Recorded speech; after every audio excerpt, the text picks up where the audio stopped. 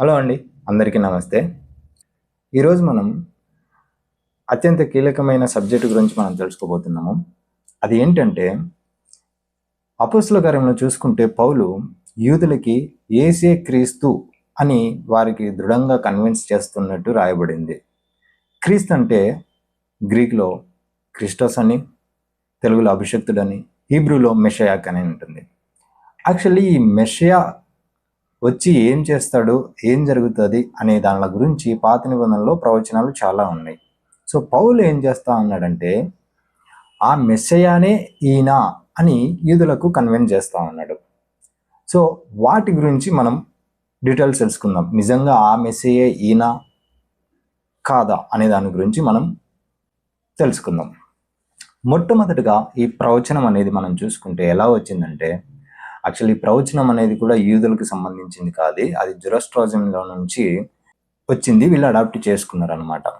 And in fact బైబిల్లో ఉన్న చాలా స్టోరీస్ అన్నీ కూడా వేరే వేరే మతాల నుంచి వేరే దానిల నుంచి అడాప్ట్ చేసుకున్నవే అవి. ఓకే, అయితే మన ఇజ్రాయెల్ చరిత్ర చూసుకుంటే వారికి అంటే ఇప్పటి వరకు మనం చూసుకుంటే సౌలు నుంచి ఇప్పటి వరకు మనం చూసుకుంటే 3000 years అనుకోవచ్చు అప్రాక్సిమేట్గా. 3000 year హిస్టరీలో వాళ్ళు సొంతంగా రాజ్యాన్ని పరిపాలించింది చాలా తక్కువ అండి. మహా అయితే ఒక 300 అంతే. మిగతా టైం అంతా వాళ్ళు బానిసత్వంలో ఉన్నారనమాట. సో అయితే ఈ బానిసత్వంలో నుంచి వాళ్ళకు బయటికి రావడానికి ఒక అభిషక్తుడు వస్తాడు, అతనే మెషయా. ఆయన వచ్చి మిమ్మల్ని నడిపిస్తాడని చెప్పేసి చాలా చోట్ల పాత నిబంధనలో ప్రవచనం చెప్పబడింది. అయితే ఆ అభిషక్తుడు, ఆ మెషయా వచ్చి ఏం చేస్తాడు అనేది కూడా రాయబడింది. పాత నిబంధనలు వాళ్ళు ప్రవచించిన మెషయాకి, కొత్త నిబంధనలో క్రిస్టియన్స్ ప్రకటిస్తున్న యేసయ్యకి పోలికలు ఉన్నాయా, ఆయనే ఈయన అనే దాన్ని మనం పరిశీలన చేద్దాము. ముఖ్యంగా చూసుకుంటే పౌలు ఫస్ట్ రాసింది లెటర్స్ పౌలు అండి న్యూ టెస్టిమెంట్లో. ఆ తర్వాత ఆ పౌలు రాసి చనిపోయిన తర్వాత గాస్పుల్స్ రాయబడ్డాయి. అంతకుముందు గాస్పుల్స్ లేవు, ముందు పౌలు లెటర్సే ఉన్నాయన్నమాట. ఓకే, ఎనీవే పౌలు గురించి చాలా పెద్ద సబ్జెక్ట్ ఉంటుంది, దాని గురించి తర్వాత మాట్లాడుకుందాం. అయితే ఈ పౌల్ కన్విన్స్ చేస్తూ ఉన్నాడు అనమాట అందరికీ, ఇగో ఆయనే ఈయన అని చెప్పేసి. అండ్ పీటరు వీళ్ళందరూ కూడా కన్విన్స్ చేస్తూ ఉన్నారు. కానీ ప్రవచనాలు ఏం చెప్తా ఉన్నాయంటే, మొట్టమొదటిగా దావీదుకు యెహోవా దేవుడు ప్రామిస్ చేస్తాడు. ఏమని? నీ కుటుంబము, నీ వంశంలో నుంచి వచ్చిన వాళ్ళు మాత్రమే ఈ యొక్క రాజ్యాన్ని పరిపాలిస్తారు అని చెప్పేసి అంటారు.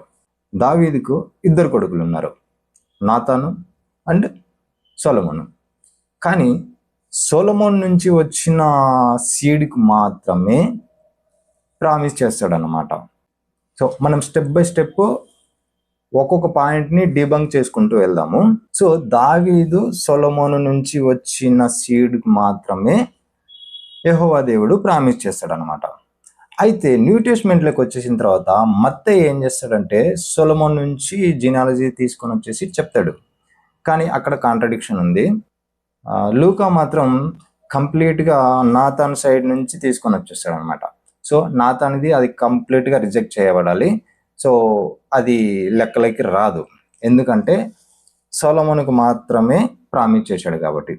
ఓకే, సొలొమోన్ నుంచి వచ్చాడు కాబట్టి ఈయనే ఆయన అని చెప్పేసి నమ్మడానికి ఉందా అంటే లేదు. ఎందుకంటే జోసెఫ్ ఆయన ఫిజికల్ ఫాదర్ కాదు, కానీ యెహోవా దేవుడు ప్రామిస్ చేసింది ఫిజికల్ బయాలజికల్ సీడ్ అని ఉంటుంది అన్నమాట. దీని గురించి పూర్తి ఎక్స్ప్లెనేషన్ వీడియో నేను వర్జిన్ బర్త్ అనే ఒక వీడియోలో చేశాను, మీకు టైం ఉంటే చూడండి. సో ఆయన బయాలజికల్ ఫాదర్ కాదు. ఒకవేళ మేరీని బయాలజికల్గా తీసుకున్నా కూడా చాలా మంది క్రిస్టియన్స్ కన్విన్స్ చేయడానికి ఏం చెప్తారంటే, లేవి యూదా గోత్రానికి సంబంధించింది అన్నట్టు కన్విన్స్ చేయడానికి ట్రై చేస్తాడు. కానీ మేరీ యూదా గోత్రానికి సంబంధించింది కాదు, ఆమె లేవి గోత్రానికి సంబంధించిన వ్యక్తి. సో అక్కడ ఏదైతే సల్మోన్ వంశాలు అని చెప్పాడో అది జీసస్కు ఫిట్ అవ్వదు. సో ఇది ప్రవచనం అనేది జీసస్లో ఫెయిల్ అయిపోయింది. ఇప్పుడు నెక్స్ట్, యూదులందరినీ కూడా అంటే వాళ్ళందరూ కూడా ఆ యొక్క బానిసత్వంలో నుంచి విడిపించి వేరే వేరే ఎక్కడెక్కడైతే చెల్లాచెదరు అయ్యారో వాళ్ళందరినీ కూడా మరలా తిరిగి రప్పించి ఒక రాజ్యాన్ని స్థిరపరచాలన్నమాట. యేసయ్య ఎక్కడైనా చేశాడా? ఎక్కడ కూడా ఎవరిని గ్యాదర్ చేయలేదు, ఎవరిని పిలవలేదు.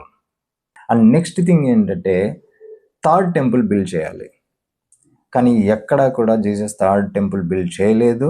అండ్ ఇన్ఫ్యాక్ట్ AD 70లో టైటస్ ద్వారా మొత్తం టెంపుల్ ఉన్న టెంపుల్ నాశనం అయిపోయింది. అండ్ ఇజ్రాయెల్ వాళ్ళు పాటించే తోరా ఉంది కదా, ఏదైతే లా, మోషే రాసిన ధర్మశాస్త్రం అంటారు. ఇన్ఫ్యాక్ట్ అది మోషే రాయలేదు. అందరూ అనుకుంటారు ఈ 5 కాండాలు పంచకాండాలు మోసే రాశాడని చెప్పేసి అంటారు. అది మోసే రాసింది కాదండి. దాని గురించి నేను చర్చించడానికి కూడా రెడీగా ఉన్నాను. ఎందుకంటే ఒక చనిపోయిన వ్యక్తి దాని గురించి రాయలేడు, తన చావు గురించి తనే అందులో రాసేసుకుంటాడు. సో ఇది ఎలా సాధ్యమవుతుంది అనేది మనకు తెలియదు. బట్ ఓకే, ఇది వేరే సబ్జెక్ట్, మళ్ళీ వెళ్ళిపోదాం. సో ఈ ధర్మశాస్త్రాన్ని పాటించేలా చేయాలి.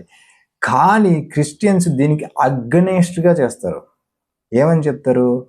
పౌలు చెప్తాడు ధర్మశాస్త్రం కొట్టివేయబడింది, ధర్మశాస్త్రాన్ని పాటించొద్దు అని చెప్పేసి అంటాడు.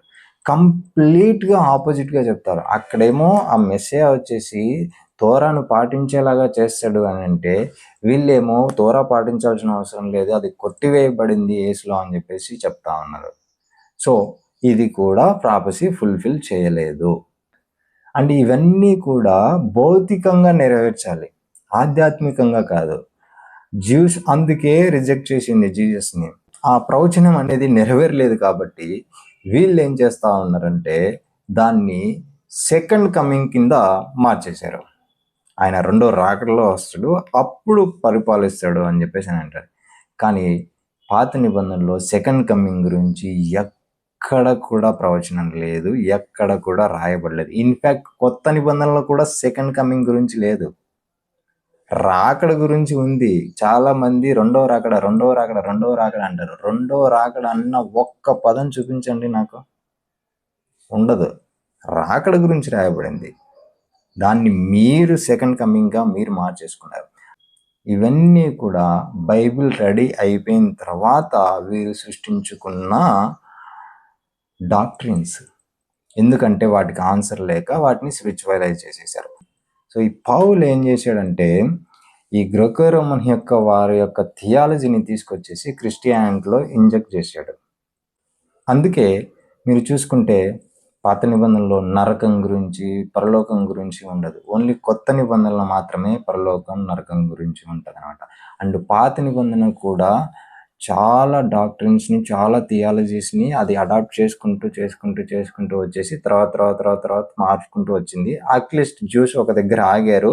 ఈ స్పిరిచువలైజేషన్, ఈ సెకండ్ కమింగ్, ఈ హెల్, వీటన్నిటిని వాళ్ళు నమ్మకుండా అక్కడ ఆగిపోయారు. కానీ క్రిస్టియన్స్ మాత్రం కొత్త డాక్ట్రిన్స్ అన్నీ కూడా కనిపెట్టుకుంటూ ఏదైనా కాంట్రడిక్షన్ వస్తే దానికి ఇంకొకటి డాక్ట్రిన్ యాడ్ చేసేసి అలా కంటిన్యూ చేసుకుంటూ అలాగా ప్రచారాలు చేసుకుంటూనే ఉన్నారు. కానీ పాత నిబంధన అనేది ఫౌండేషన్. మీరు చూసుకుంటే కొత్త నిబంధన అనేది క్రిస్టియన్స్కి ఫౌండేషన్ కాదు, వారికి ఫౌండేషను పాత నిబంధనే, హీబ్రూ బైబిలే. వీళ్ళు పెట్టారు పాత నిబంధన కొత్త నిబంధన అని చెప్పేసి. ఇన్ఫ్యాక్ట్ జ్యూస్ వాళ్ళు పాత నిబంధనలు, వాళ్ళు హీబ్రూ బైబిల్ అంటారు, తనాక్ అంటారు. సో ఈ మెస్సియా గురించిన ప్రవచనాలు చాలా ఉన్నాయి. వీళ్ళు క్లైమ్ చేస్తారు there are 300 prophecies Jesus fulfilled అని చెప్పేసి అంటారు. నేను అంటున్నాను ఒక్క ప్రాఫెసీ చూపించండి ఆయన ఫుల్ఫిల్ అయినది. ఇవన్నీ కూడా వాళ్ళు కోట్ చేసిన ప్రాఫెసీస్ చాలా వరకు నెరవేరింటాయి, కొన్నిటికి దానికి దీనికి లింక్ ఉండదు, అసలు కాంటెక్స్ట్కి సంబంధం కూడా ఉండదు. కొన్నిటిని జరిగిపోయిన వాటిని కూడా తీసుకొచ్చేసి రాసేసి పెట్టేశారు. ఒక్క ప్రాఫెసీ చూపించండి జీసస్ మెస్సియా అని చెప్పేసి. There is no single prophecy Jesus fulfilled. ఇదంతా కూడా వీరు క్రియేట్ చేసేసుకొని జీసస్కి అప్లై చేసి ప్రచారం చేస్తూ ఉన్నారు.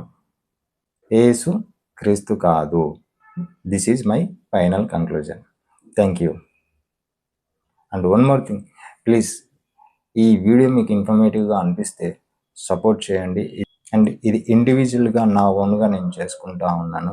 నేను ఏదో ఆశించి చేయట్లేదు, నేను జనాలకి నిజాలు రివీల్ చేయాలని చెప్పేసి నేను తెలియజేస్తున్నాను. అండ్ సాధ్యమైనంత వరకు నా వీడియో షేర్ చేయండి. ఎవరైనా ఉంటే కూడా నా నెంబర్ రెఫర్ చేయండి. ఎవరైనా చర్చించాలంటే కూడా నా నెంబర్ మీరు షేర్ చేయొచ్చు. మీరు నా పర్మిషన్ కూడా తీసుకోవాల్సిన అవసరం లేదు.